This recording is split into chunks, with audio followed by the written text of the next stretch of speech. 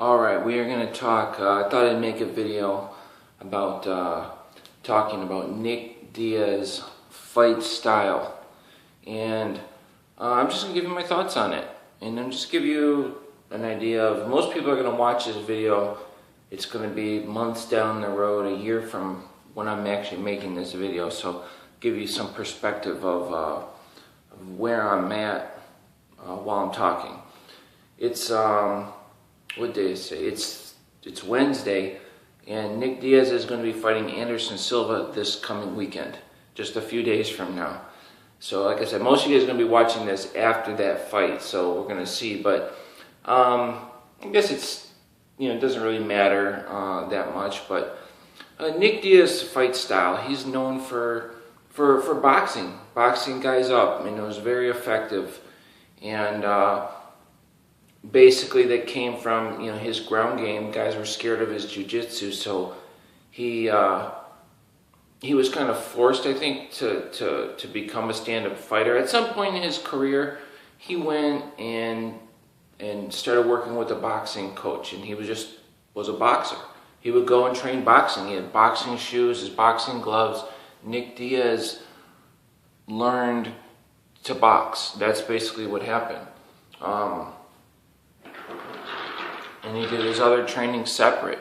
And I don't know if that's real common in MMA. I think a lot of MMA fighters nowadays, they just train MMA. Like, they might do some boxing, but it's with a boxing coach and it's based around mixed martial arts.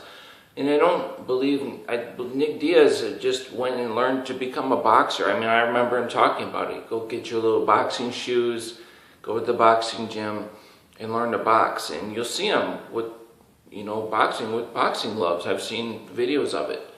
He's wearing actual boxing gloves, and so he went and learned to box at some point in his career. And if you watch his fight style early on, it would vary. I mean, I remember watching him.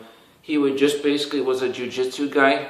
He would want to try and take guys down and submit them. And we all know in MMA that's not the best fight strategy. Hoist Gracie and that, but that's a long time ago. And then we've seen like Nogueira and different people. What happens if you don't submit them? Then what? You know what I mean? So Nick was never that bad. Like, he always had some stand up, and but even when he was in the UFC, when he was really young, 20 years old, his fight style was different. He had striking, he was punching, but he would throw a lot of kicks, and he would do some interesting things. He would throw jumping kicks, and he would throw hopping side kicks. I remember when he was in Dream, and they're in his highlight films, and he's got really good kicks, But for some reason, when he was in Strikeforce, he was just boxing guys up. It was all hands, and it was working. But I remember even when that was going on, I'm like, man, why are these guys continuing to stand in front of him and just let him punch him? And of course, when Cyborg took him down, I mean, Nick submitted him boom, like that. So he was kind of forcing guys to stand because they were afraid to go on the ground with Nick. Let's be real. That's really what it was, and he was just boxing these guys up. But things have changed a little bit, and I think Nick needs to go back to working more kicks and doing some more things.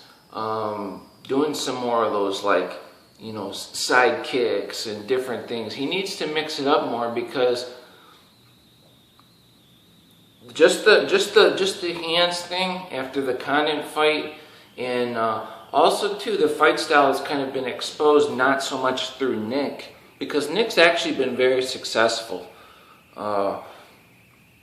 with his fight style, but his brother Nate, which is a similar fight style, pretty much the same, try and box guys up, I don't think Nate has really been able to use it as well. Now Nate has had some pretty awesome submissions. He probably more so than Nick.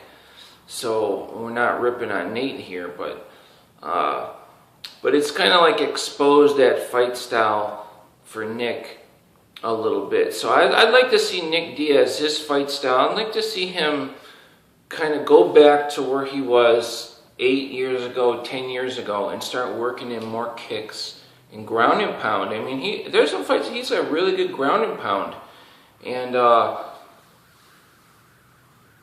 you know, I'd like to see a little bit more of that. And also what Nick Diaz needs to do, incorporate into his fight style. Now, he's a little bit older now, but he needs to just gain strength. I was a personal trainer for a long time.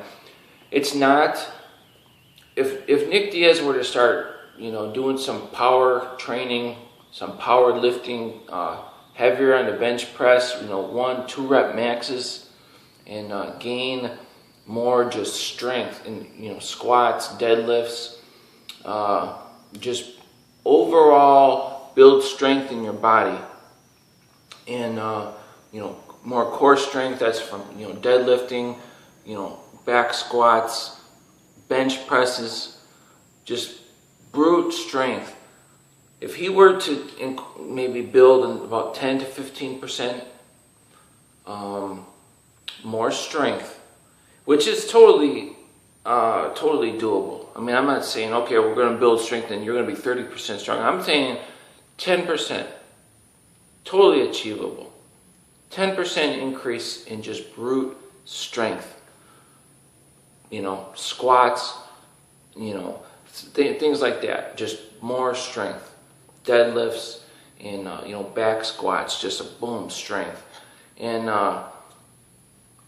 I think his style would be more effective, because guys are like, man, you know what? He's got to punch you like 200 times. Of course, that's not true, man. You know, this guy's like, it's all on how you look at it, but like some of these fights, I mean, Nick Diaz and Nate Diaz, they would literally land like 200 punches. It's like, geez, really? But then other fights, they win. I mean, look at Nate Diaz and Gray Maynard. I mean, boom, just knocked that guy out, didn't take long. And same with Nick Diaz. Look at Nick Diaz, Marius Sarumskis. It really didn't take that many strikes. But I feel like if they could add a little bit of strength to those punches, you know, each time they're hitting, if that's just a brute strength that's in your body, they could increase their strength in those strikes. I think it would be much more devastating. They could still do the same style, but it's just more. I mean, if you add 5%, 10% to each one of those strikes, it's going to be effective. But they also need to incorporate more kicks. They need to work. They need to work to mix it up more, because it's just a little bit too predictable. I mean, these guys can say, okay, look at, you know, Carlos Condit was able to say, look at, this is exactly what he's going to do. Now, if Nick had came into that Condit fight and, you know, maybe come in with a flying kick or something like this, Condit would have been like, whoa, I wasn't expecting this. Maybe you come in for a flying kick and, you know, you get tangled up and you both fall to the ground. Now you're on the ground, where Nick is great. I mean, if Nick was on the ground with Condit for most of that fight, I mean, he probably would have won, because he would have dominated. If he didn't submit him, he would have been very dominant on the ground. You know, so it's just like Condit was able to say, okay, look it, if I don't get punched 200 times, I'm not going to get knocked out. If I only get punched 80 times, I'm gonna hang in there. And I think that was what he just wanted to do. He just didn't want to get knocked out. And when he realized that, he was able to turn it on, you know, later in the fight. But anyway, so that's Nick Diaz's fight style. You know, he's getting ready to fight Anderson. I'd like to see a little bit of the old Nick Diaz. Can he work ground and pound on Anderson Silva? I don't know, but I don't know. We're gonna have to see. But I'd like to see Nick change something. Change something. You've had all this time to sit around and think think rather than just listen to your coaches. He's in the chair and his boxing coaches, well, come on, box him up. I mean, I like Richard Perez and everything, but, box him up, come on, box him up. I mean, it's not so simple. These guys are not just going to stand there, these elite fighters, and let you punch them in the head. I mean, they did before, like in Strikeforce, but you got to remember, when Nick was fighting those guys, they didn't have as much fight. They were watching footage of Nick, doing jiu-jitsu, his fights prior to that. And, it was maybe a little bit of a shock at that time that Nick's boxing was so great. So he was mixing it up. He was mixing up with boxing. We weren't expecting all this. Where did this come from? And then, and now it's to a point where, okay, now we know what he's going to do. And so Nick's got to change it. He's got to change something. You can't just go out there and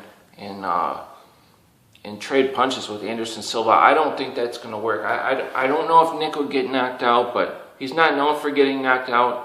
But Anderson Silva is known for knocking people out. I don't think you just want to stand and trade punches with him. I'd like to see Nick mix it up. So we're going to see how this fight goes. But I do think Anderson Silva is just way over the hill.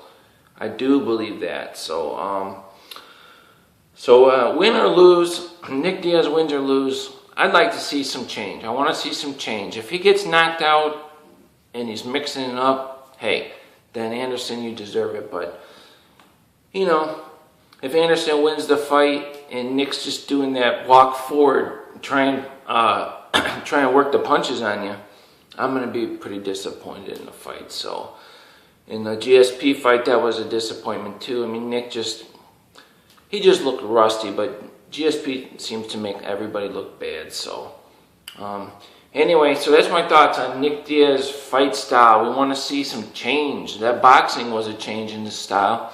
So come on, let's go ahead and let's mix it up, man. Let's mix it up. See you later.